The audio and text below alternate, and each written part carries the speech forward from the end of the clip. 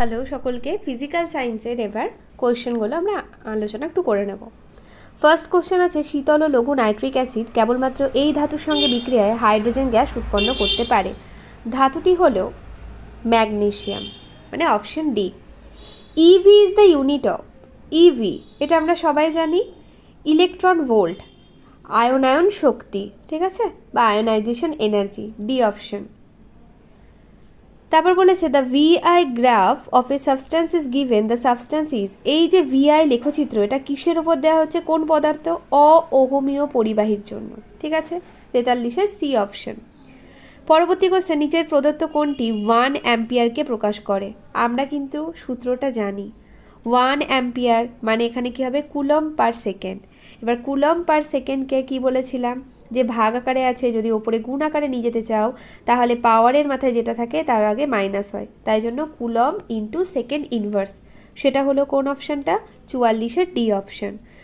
45 নম্বর কি বলেছে, নিচের কোন আয়নটির ইলেকট্রন বিন্যাস হিলিয়ামের মতো? দেখো হাইড্রোজেন, তারপর আসে হিলিয়াম, তাই তো, এর দুটো ইলেকট্রন। এবার দেখো তারপরে আছে লিথিয়াম। লিথিয়ামের আমরা জানি টোটাল ইলেকট্রন সংখ্যা 3, তাহলে লিথিয়াম থেকে যদি একটা ইলেকট্রন বেরিয়ে যায় তখনই তো আমরা লিখি মাথায় প্লাস সাইন, প্লাস মানে একটা ইলেকট্রন বেরিয়ে গেছে, তার মানে 3টে থেকে একটা ইলেকট্রন বেরিয়ে যাওয়া মানে 2 হয়ে গেল, তাহলে সেই 2টা কার মতো, হিলিয়ামের মতো। তাহলে এখানে আনসার হবে Li প্লাস, মানে 45-এর এ অপশন।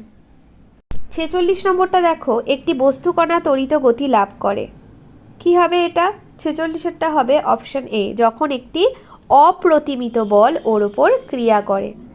পরবর্তী কোশ্চেন, একজন স্বাস্থ্যসেবিকা কোনো রোগীর দেহের উষ্ণতা ফারেনহাইট স্কেলে 4.5 ডিগ্রি বৃদ্ধি হতে দেখেন, এই উষ্ণতা বৃদ্ধি সেলসিয়াস স্কেলে হবে, কত হবে?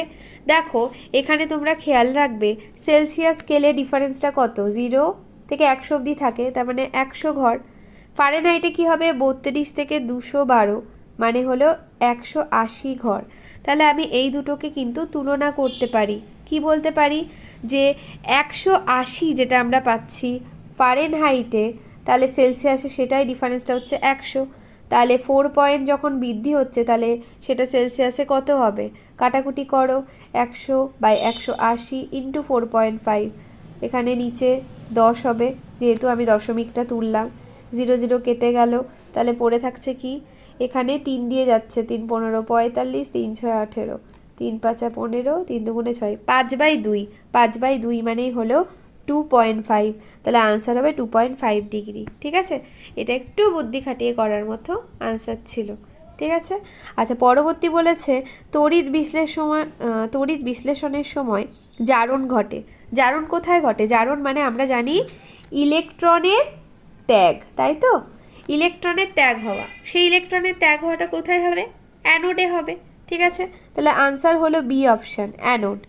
আচ্ছা, হ্যালোজেন মৌলগুলির বিজারণ ক্ষমতার ক্রমটি, এই ক্রম ভালো করে বারবার বলেছিলাম পড়তে, এই জায়গাটা ভীষণ ইম্পর্টেন্ট, এর আনসারটা কি হবে, সি অপশান, কারণ আমরা জানি বিজারণ ক্ষমতা সব থেকে বেশি কার, আয়োডিনের, তাই না, সব থেকে কম এখানে ফ্লোরিন, তাহলে fluorine less than chlorine less than bromine less than iodine, C option. 50-এরটা বলেছে, একটি আনুভূমিক মেঝের ওপর একটি 50 কেজি ভরের ব্লক রাখা আছে, ব্লকটির ওপর ক্রিয়াশীল প্রতিক্রিয়া কি হবে, এখানে আনসার সি অপশন, মানে 500 নিউটন, ঠিক আছে। এটা এসআইএ হলো কেন, কারণ দেখো 50 কেজি, এটা এসআইএ, আবার 10 মিটার পার সেকেন্ড স্কোয়ার, সেটাও কিন্তু এসআইএ, তাই জন্য কিন্তু নিউটন হচ্ছে, অবশ্য এখানে সবগুলো নিউটনেই দিয়েছে, তাই এটা নিয়ে ভাবার বিষয়টা ছিল না। আচ্ছা, ভিনিগার হলো অ্যাসিটিক অ্যাসিডের জলীয় দ্রবণ, এতে উপস্থিত অম্লের শতকরা পরিমাণ কত, 5 to 8%। পরবর্তী দেখো কি বলেছে, যে বাম মানে শ্রেণীর সাথে ডান শ্রেণী আমরা মেলাবো, তাই তো, কলামগুলো মেলাবো, তাহলে এখানে কোনটা ঠিক, একটা দেখলেই আমাদের হয়ে যাচ্ছে, দেখো 1 মোল অ্যামোনিয়া মানে কি 17 গ্রাম, তাই না, আমরা পড়েছিলাম। আচ্ছা, অ্যামোনিয়ার সংকেত কি, NH3, তাহলে 14 + 3 মানেই তো 17, তাহলে 17 গ্রাম, তাহলে এখানে কিন্তু 1-এর সি, মানে এখান থেকে আমি বাকিগুলোও পেয়ে যাচ্ছি, 52-র এ হবে, তবু যেহেতু কোনোটিই নয় আছে তাই প্রত্যেকটা আমরা দেখে নিলাম। 2-এরটা যেমন বলেছে 44.8 লিটার, এখানে আমরা 22.4 লিটার পড়েছিলাম, 1 হয়, তাহলে 44.8 মানে 2 হবে। ঠিক আছে। আচ্ছা, 53টা কি বলেছে? ডিনেচার স্পিরিটে ইথাইল অ্যালকোহলের সঙ্গে প্রধান যে উপাদানটি থাকে, পড়িয়ে দিয়েছিলাম, জৈব রসায়নে ছিল, কি হবে? মিথাইল অ্যালকোহল, মানে 53 পানীয় জলের পিএইচ, এটাও পড়িয়ে দিয়েছিলাম, 6.5 থেকে 8.5, 54 বি অপশন। আচ্ছা, তারপর বলেছে কোনো একটি বস্তুকে 10 সেন্টিমিটার ফোকাস দৈর্ঘ্যে বিশিষ্ট অবতল দর্পণ, দেখো এটা একটা অবতল দর্পণ, এটা হলো বক্রতা কেন্দ্র। ঠিক আছে, এখানটায় আছে ফোকাস, তাহলে এইটুকুটা ফোকাস দৈর্ঘ্য, বলেছে 10 সেন্টিমিটার, লিখলাম। তাহলে এখান থেকে এতটা হচ্ছে 20 সেন্টিমিটার, মানে বক্রতা ব্যাসার্ধ। এবার 20 সেন্টিমিটার দূরত্বে রাখা আছে, মানে বক্রতা ব্যাসার্ধে রাখা আছে। আর আমরা পড়েছিলাম বক্রতা ব্যাসার্ধে রাখলে সেখানেই কিন্তু প্রতিবিম্ব তৈরি হবে, সমান তৈরি হবে, তাহলে বস্তুর সাইজে সমান প্রতিবিম্ব তৈরি হবে। ঠিক আছে, এখানে কিন্তু ওই অঙ্কটা আর এটাকে কিন্তু একসাথে করে মার্চ করে কোশ্চেনটা দিয়েছে, খুবই সুন্দর এই কোশ্চেনটা, আমার খুব ভালো লেগেছে। তাহলে 55 হয়ে গেল। পরবর্তী দেখো, এই কোশ্চেনটা করিয়েছিলাম যে ইউরেনিয়ামের আমরা দেখতে পাচ্ছি 238 হচ্ছে ভর সংখ্যা, আর পরমাণু ক্রমাঙ্ক দেখতে পাচ্ছি 92। আমরা দেখেছিলাম আলফা কণা যখন নির্গত হয় তখন ভর সংখ্যা 4 কমে যায়, পরমাণু ক্রমাঙ্ক 2 কমে যায়, তাহলে কত হবে? 234 আর 90, বি অপশন। শব্দ তরঙ্গ এক প্রকার, কালকেই না পরশুদিনই এই কোশ্চেনের আনসারটা দিয়েছিলাম, অনুদ্বৈঘ্য স্থিতিস্থাপক তরঙ্গ, 57 বি অপশন। 58টা কি বলেছে? 100 ওয়াট ক্ষমতা সম্পন্ন কোনো বাল্ব 1 মিনিট ধরে জ্বললে যে শক্তি ব্যয় হয়, এখানে কি হবে? তোমরা প্রত্যেকেই আনসারটা করবে আমি জানি, কিছুজন কিন্তু শুনছিলাম ডি অপশন করেছো, এটা কিন্তু সি অপশন হবে। কেন হবে? তোমরা যারা যারা করেছো তাদের উদ্দেশ্যে বলে দিই। দেখো, আমরা জানি কি এখানে সূত্র কি হবে? ক্ষমতা মানে watt equals to joule per second, তাই তো? এবার পার সেকেন্ডে আমরা কি জানি? পার সেকেন্ডে মানে 1 সেকেন্ডে 100 জুল শক্তি খরচ হয়, তাহলে এখানে তো 1 মিনিট বলেছে, তাই না? 1 সেকেন্ড না, 1 মিনিট, তাহলে 1 মিনিট মানে 60 সেকেন্ড। তাহলে আমি বলতে পারি, ঐকিক নিয়মে আমি বলতে পারি যে 1 সেকেন্ডে যদি 100 জুল শক্তি খরচ হয়, 60 সেকেন্ডে কত হবে? 60 গুণিত 100, তার মানে 6000 জুল। দেখো 6000 জুল অপশানে নেই, তাহলে 6000 জুলকে আমরা বলতে পারি না 6 কিলো জুল, তাহলে 58 সি অপশান হবে। বোঝা গেছে প্রত্যেকের? তোমরা কিন্তু অবশ্যই আমাকে কমেন্টে জানাবে কে কত স্কোর করলে। আর যারা পরের বছর পরীক্ষা দেবে আমি বলবো এখন থেকেই পড়ো, দেখতেই পাচ্ছ দিন দিন কোয়েশ্চেন লেভেল হার্ড হচ্ছে। আর তোমরা যদি ক্লাস করতে চাও, আমার ক্লাস করতে চাও, তাহলে আগে ডেমো ক্লাস জয়েন করো, দেখো তোমাদের যদি ভালো লাগে তাহলেই ক্লাস কন্টিনিউ করবে। ঠিক আছে?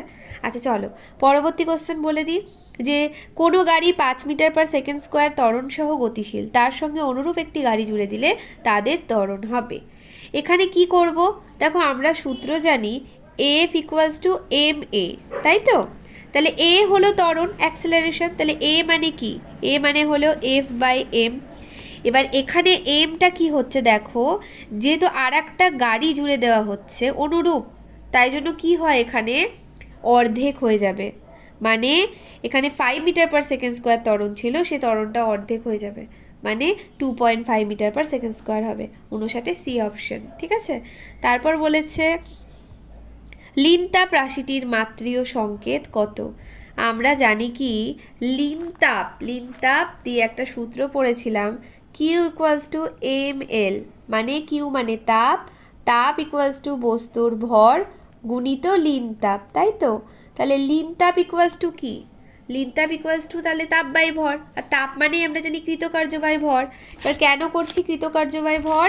কৃতকার্য বাই ভর, এবার সেটার যদি মাত্রা লিখি, কৃতকার্য মানে হলো M L square T to the power -2, আর ভর মানে তো এম, তাহলে এম কেটে গেল, পড়ে থাকলো এল square T to the power -2, তার মানে 60 এ অপশান। ভৌতবিজ্ঞানেরও আনসার কি আমি দিয়ে দিলাম, পরবর্তী সাবজেক্টগুলো আবার আপলোড করছি, একটু সময় নিয়ে আপলোড করছি, কিন্তু আমি চেষ্টা করছি পুরোটা ভালো করে ডেসক্রাইব করে দেওয়ার, যাতে তোমাদের সুবিধে হয়। আর দেখো ফাইনাল আনসার কি, যতক্ষণ না জয়েন্ট এন্ট্রান্স বোর্ড আপলোড করছে ততক্ষণ কিছু আনসারে আমাদেরও ডাউট থেকে যাচ্ছে, তাই মোটামুটি যেইগুলো দিচ্ছি অনেকটা ভালো করেই আমি ডেসক্রাইব করার চেষ্টা করছি, ঠিকঠাক আনসার কি প্রোভাইড করছি, তো সেই অনুযায়ী তোমরা দেখো তোমাদের কার কত স্কোর হচ্ছে, আর অবশ্যই আমাকে জানাও।